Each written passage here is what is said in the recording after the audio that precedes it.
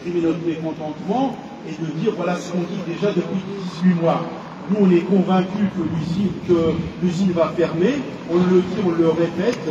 Donc voilà, alors on voit bien la direction, le manque de transparence pour nous. Bon voilà, il n'y a rien de nouveau quoi.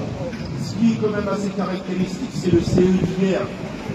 Quand même hier, la direction elle a annoncé 12 jours de chômage et 3 jours de congé de la 4e semaine qu'elle nous donne. Donc voilà, ça c'est quand même une première. Donc moi ça fait 35 ans que je suis dans cette boîte, c'est la première fois qu'il y a une annonce pareille. Mais ce qui choque, c'est quand on lui demande des raisons.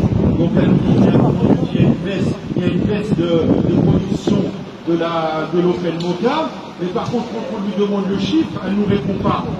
Elle nous répond pas.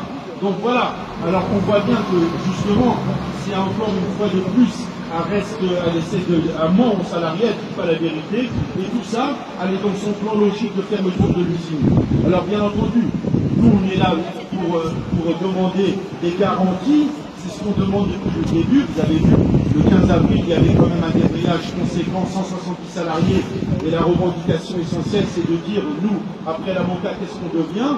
Voilà, nous, on veut des garanties. Alors, on est toujours dans cet état d'esprit, et donc, voilà. Alors, les conséquences, elles sont pour les salariés de l'usine, bien entendu. On est un peu plus de 1000, mais pas que. Il y a les camarades sous-traitants. Donc c'est quand même voilà, des milliers d'emplois mis bout à bout, et donc pour nous c'est inacceptable. Alors c'est pour ça que nous, non seulement on va dans les semaines à venir, on va continuer les actions dans l'usine, mais pas que, on va également faire des actions avec les camarades extérieurs, les sous-traitants, les camarades de l'automobile. Aujourd'hui il y a les camarades de Renault-Plein qui sont ici parmi nous. Mais voilà, avec tous ceux qui sont prêts à se battre, parce que bon, voilà, les attaques sont diverses et variées, et nous, on n'est pas prêts à se laisser faire.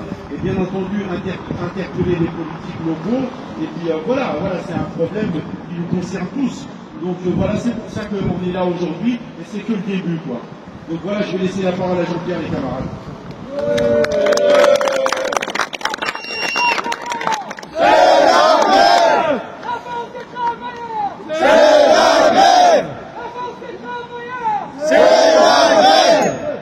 Oui, les camarades, bon, pour aller exactement dans le même sens que Farid, on est venu ici passer un message. Passer un message à ceux qui vont se réunir, et vous inquiétez pas, même s'ils ne sont pas encore réunis, ils vont se réunir qu'à 16h, le message, il est passé. Et c'est quoi notre message?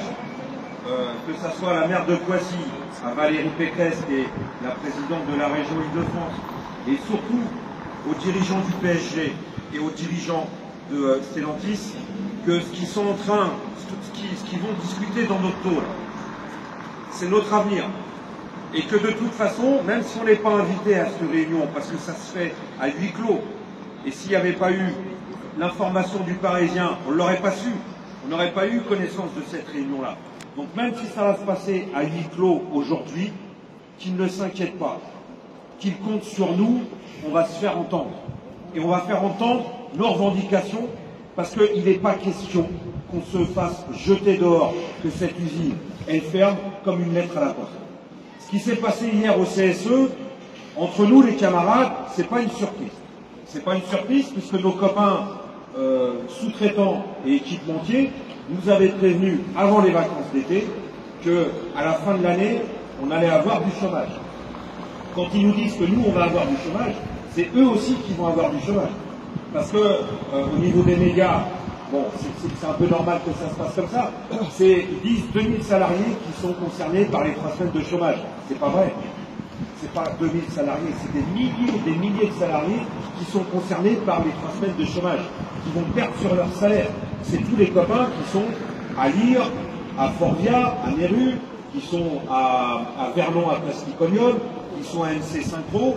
C'est tous ces copains qui fabriquent des pièces pour construire la Moka.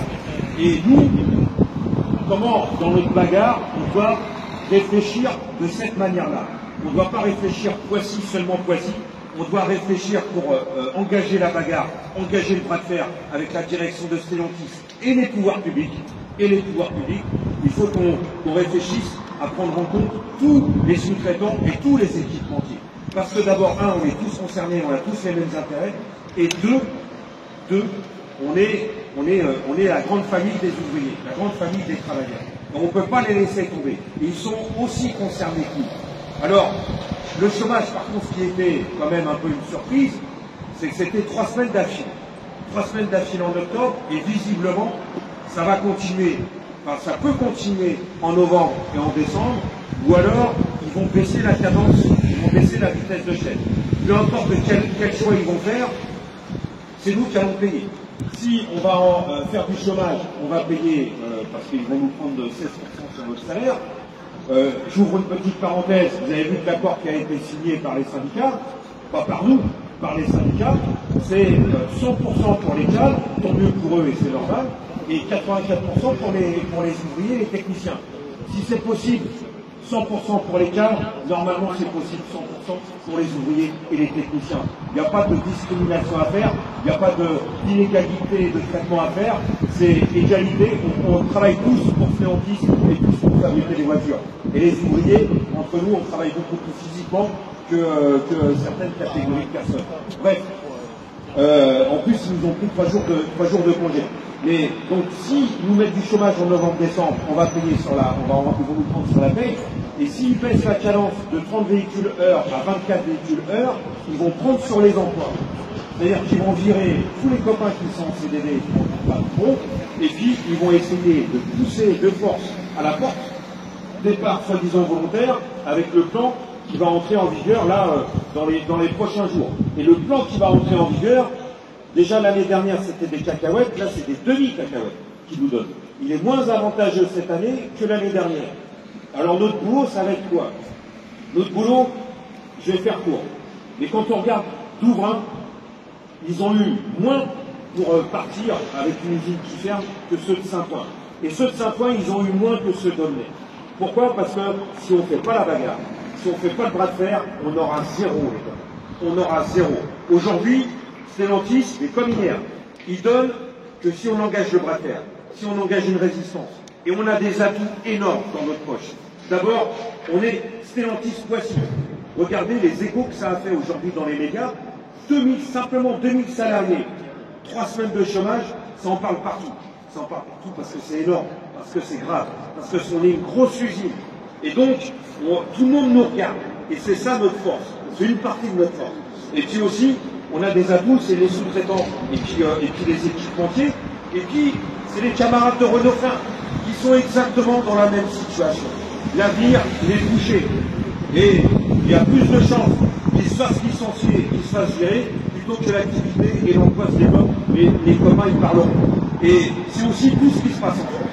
Tous les licenciements, les fermetures d'usines, les suppressions d'emplois, et les patrons qui se gavent à milliards, et cette colère sociale qui existe dans le pays, eh bien, si nous on engage le combat, si nous on engage le bras de fer, autant vous dire qu'on a beaucoup d'atouts, qu'il faut faire en sorte qu'ils aient peur de nous, qu'ils aient peur de la contagion si on se met en bagarre. Et ça va être ça notre force.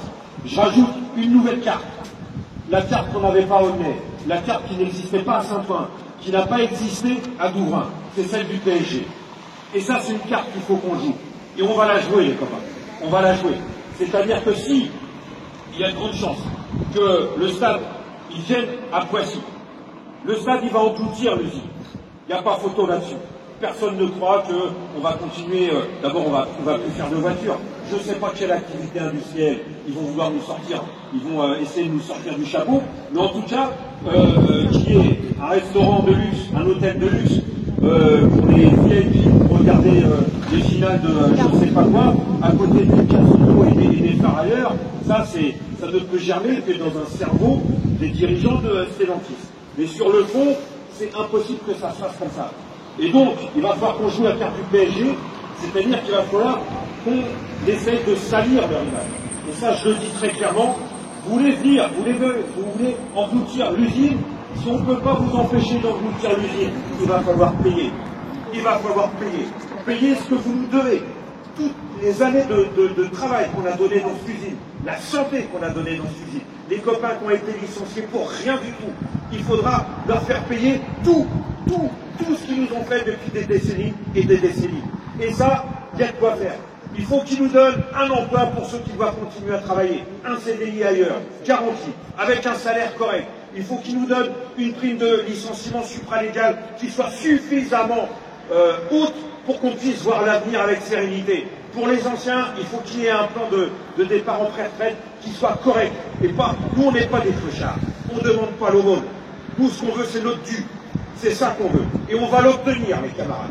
Parce que à partir du moment où on est convaincu de nos intérêts, qu'on soit organisé et qu'on soit conscient qu'il va falloir qu'on élargisse la bagarre quand on la démarrera, je peux vous dire qu'on peut être invincible. Et on peut les mettre par terre en face. On peut leur foutre la trouille et on peut obtenir ce qu'on veut.